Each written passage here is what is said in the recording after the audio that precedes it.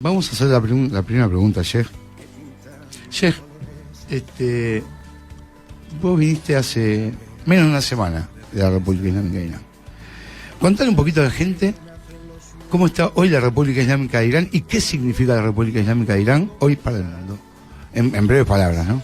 Bueno, bismillah, con la ayuda de Dios te voy a contestar esta pregunta. Yo vengo efectivamente de la República Islámica y básicamente como mensaje a los oyentes y al pueblo argentino, un argentino que viene de allá, es decirles que la República Islámica es realmente un bastión tremendamente fuerte contra el imperialismo, y en este momento que estamos viendo sacudidas en Latinoamérica muy fuertes y bajas, desgraciadamente, de gobiernos que intentado, digamos, fortalecer el tema de la soberanía, Irán es un bastión, digamos, que desde un punto de vista es inexpugnable. Aparentemente está muy sólido, y hace pocos días se mostró una foto muy significativa y simbólica, que era el palacio de Saddam Hussein en Bagdad,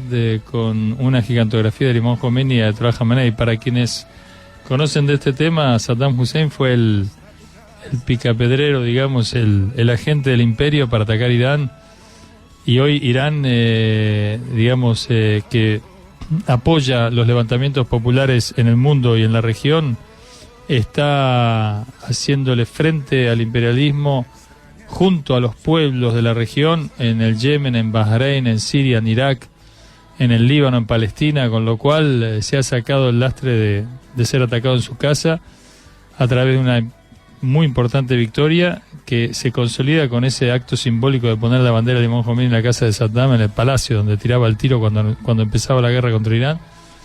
Y esos son indicadores que hay que analizar, hay que hablar en detalle de la fortaleza impresionante que tiene este país, que no solamente tiene una gran riqueza petrolera, que hoy en día la han utilizado como un arma para ponerlo de rodillas, la baja del precio del petróleo, sino que tiene un arma espiritual.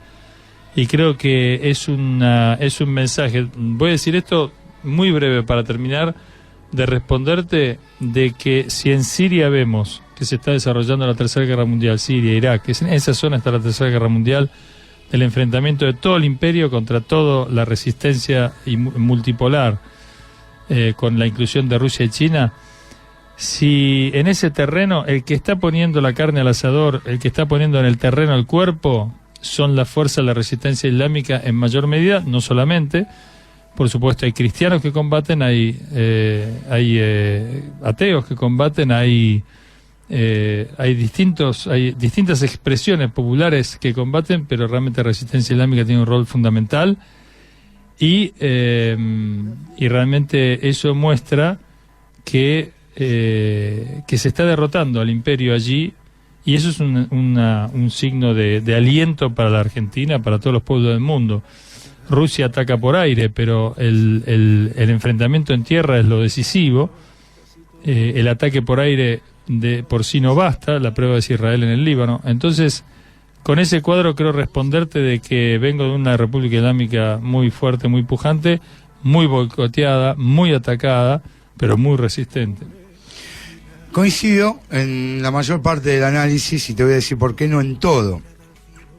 Yo creo que el resultado de que la República Islámica de Irán no haya sido atacada o no haya sido objetivo militar de las potencias hegemónicas se debe precisamente a su propia fortaleza, de la que se han dado cuenta, y precisamente tiene que ver el tema de lo aéreo, que solamente desde el aire no se puede derrotar a un país, y menos a un país como la República Islámica de Irán, con un gran componente nacionalista. Pero hay mucha gente que se pregunta, y yo, por ejemplo, a mí no me llama la atención porque conozco en profundidad qué es lo que pasa, qué es lo que sucede. Pero para desasnar, para sacarle la incógnita a la gente, ¿qué fue lo que pactó la República Islámica de Irán con Estados Unidos? En primer lugar, ¿cuál es la relación con Rusia después, cuando vemos una Rusia a un Vladimir Putin reunido, sonriente, junto a Benjamín Netanyahu en el Teatro Bolshoi de Moscú, analizando la situación en Siria, cuando al mismo tiempo Rusia dice estar protegiendo los cielos sirios. Está todo, parece como una orgía todo esto. No, yo, digamos, está bien lo que vos señalás, pero hay que entender lo siguiente. La revolución islámica tiene una columna vertebral, tiene un sostén, un pilar. Ese pilar está intacto y está sano y es lo que sostiene la lucha y las victorias y es lo que permitió que Estados Unidos negocie con Irán, intente, digamos, negociar o llame una mesa de negociaciones. Hay que entender esto. Nosotros en Malvinas... por ejemplo, vemos que Inglaterra no negocia con la Argentina, por más que Naciones Unidas diga que la descolonización y todas esas cuestiones, Inglaterra nos rechaza, digamos así, abiertamente, no importa nada de nada. Conocedora de su superioridad política. Perfecto. Entonces, eso podría traducirse de la siguiente manera: el imperio no negocia con quien con los pichis, vamos a decir. Con los pichis no negocia. Entonces, que 6 potencias, o bueno, saquemos Rusia y China, pero de todas maneras son parte de las potencias del Consejo de Seguridad. Yo creo que tiene mucho que ver, a la mesa, no, escuchá, se sienten a una mesa a negociar, habla de la fuerza de Irán. ¿Esa fuerza de dónde viene? De la postura negociadora, de aquellos que han impulsado el diálogo y la negociación, que son el gobierno actual, Rouhani, bueno, Rafsanjani de atrás, como el gran padrino, y otro, digamos, el canciller y otra Zarif. gente, Zarif. Digamos, la fuerza negociadora no viene de ahí. La fuerza negociadora viene, el hecho de que se sienten a negociar viene de la columna vertebral de la revolución, que, como dije, gracias a Dios está obteniendo triunfos en el terreno, y eso es a base de sacrificio, no es a base de orgías y, como vos señalabas, de entregas y esas cosas. No, ahora, lo cierto es... No me referí a una cuestión de entrega. Espera. No, o de digamos, cosas raras, ¿no? Digamos, no. Lo que yo quise decir, para que quede claro, con esto, porque parece como que estuviésemos todos revueltos en la misma, en el mismo espacio. En el mismo lodo. Exactamente.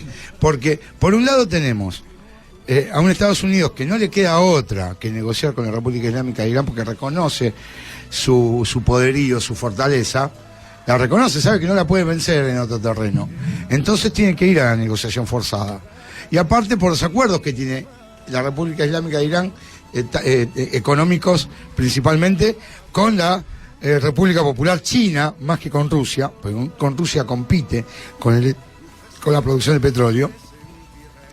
Pero la gran incógnita aquí, a ver, que no es ninguna incógnita en realidad, ¿no? Para los que conocemos un poco, no es ninguna incógnita, y ya nos avisó el Imam Khomeini de todo esto, quién era Rusia y quién era Estados Unidos, el Satán del Este y el Satán del Oeste. Y nunca dejaron de serlo. Ahora, la cuestión es que mediante lo que está sucediendo en Siria, mediante lo que está sucediendo en Yemen, mediante lo que el involucramiento de Arabia Saudita activamente en la financiación del terrorismo junto a Turquía y otros países del Golfo Árabe, transforman a la región en lo que vos mismo dijiste. Se está desarrollando una tercera guerra mundial, la estamos viendo en HD y no nos estamos dando cuenta.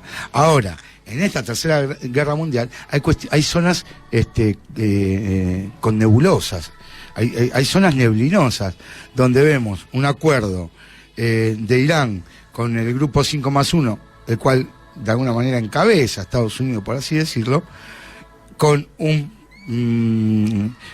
conversaciones y cercanía de la República Islámica de Irán con la Federación Rusa, mirando ballet junto a Israel, y Estados Unidos el principal sponsor de Israel. A ver, ¿cómo congeniamos todo esto? ¿Cuál es la posición de cada uno? Porque yo he escuchado muchas pavadas durante este tiempo, y una de las pavadas ahí, pero Irán pactó con los Estados Unidos. ¿Por qué la Argentina no puede pactar con los Estados Unidos? Yo digo, Irán no pactó con los Estados Unidos. Irán negoció con los Estados Unidos y ganó la negociación. Ganó la negociación porque los Estados Unidos cayeron víctimas de su propia paranoia de creer que Irán estaba buscando crear un arma de destrucción masiva, un artefacto nuclear, de guerra, cuando nunca fue su intención crear ese artefacto. Cayeron víctimas de su propia paranoia, pero no importa, Irán le convino, porque llegó a un acuerdo donde, obviamente, todavía no fue cumplido, se van a quitar las sanciones, le van a dar un oxígeno financiero y económico a la República Islámica, va a recuperar sus fondos que habían sido confiscados. Eso está todo en el tratado, de ahí a que lo cumplan es otra historia, pero en las negociaciones el claro ganador fue la República Islámica de Irán. Ahora, la intención de la pregunta rajatabla y de decir lo de la orgía es una provocación para que se pueda decir claramente que son cosas muy distintas. ¿Se entiende la aclaración? Sí, en política, digamos, y más los procesos de incremento de soberanía, independencia y demás, si uno los piensa como una cuestión lineal, indetenible, que siempre crece y crece todo el pueblo y apoya y no hay ningún altibajo, ninguna presión, ningún problema, ninguna marcha y contramarcha, bueno, realmente creo que tiene una visión distorsionada, muy idealista, pero en el terreno no funciona así. La prueba está en Latinoamérica. Hay marchas y contramarchas, hay momentos en que los pueblos realmente retroceden, desgraciadamente, se equivocan o los inducen al equívoco, les hacen creer, digamos, que van a estar mejor si abandonan sus pretensiones, si bajan un poco los brazos, etcétera, si negocian retrocediendo un poco.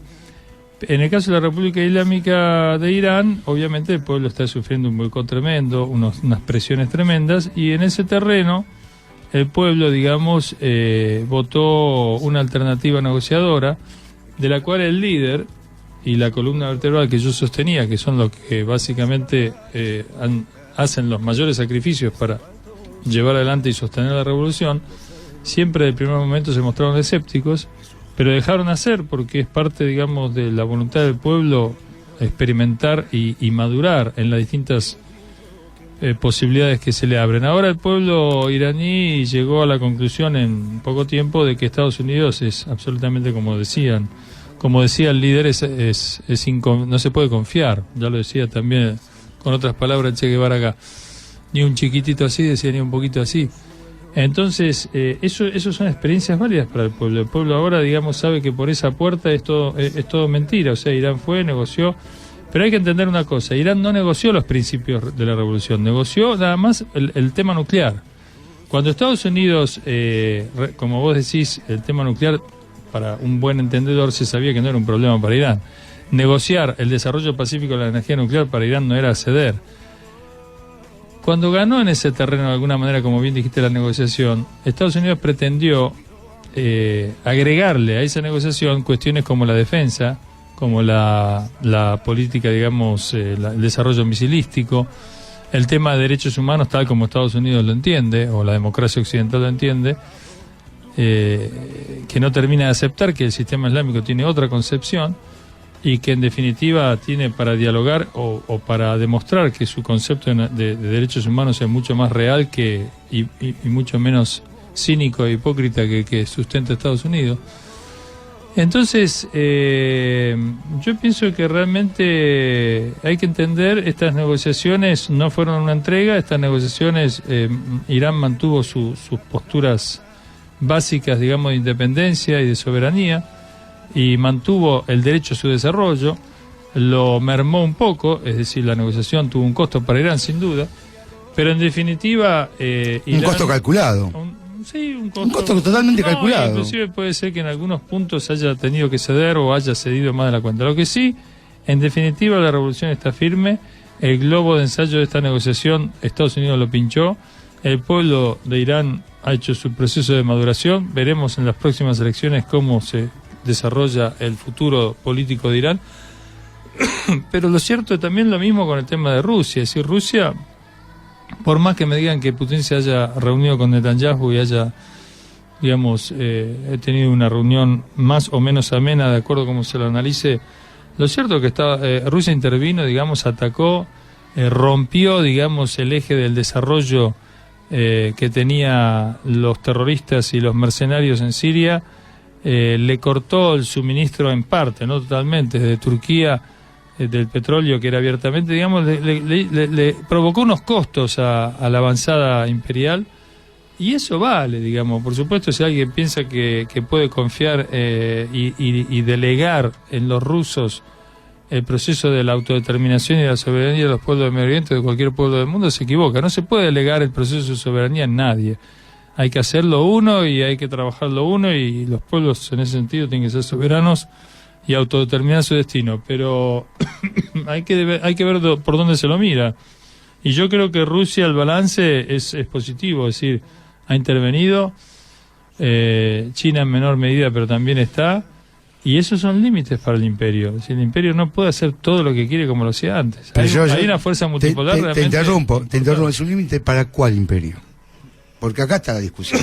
Sí. Yo creo que no hay un solo imperio. Las potencias hegemónicas, ya sabemos, que no terminan en Occidente. Yo creo que Rusia también es otro imperio, que lo ha sido y que ahora está nuevamente reconstruyéndose. Yo creo, y tengo la teoría, y lo he dicho en entrevistas para canales internacionales, incluso para la misma Russia Today se lo he dicho, que creo que Siria tendría que recostarse más sobre al eje que pertenece, ¿no? Que es al eje de la resistencia natural de la zona, de la región, la República Islámica de Irán, la resistencia libanesa, que son los aliados no solo naturales, sino más confiables que tiene la región, y no tanto en Rusia, porque Rusia hace este juego. Lo que yo pienso es que Rusia, en estas mesas de negociaciones respecto de Siria, lo que ha logrado es asegurarse que su base naval en Tartus no va a ser tocada, que no va a ser modificada, que va a seguir teniendo acceso al Mediterráneo, y que después hagan lo que quieran.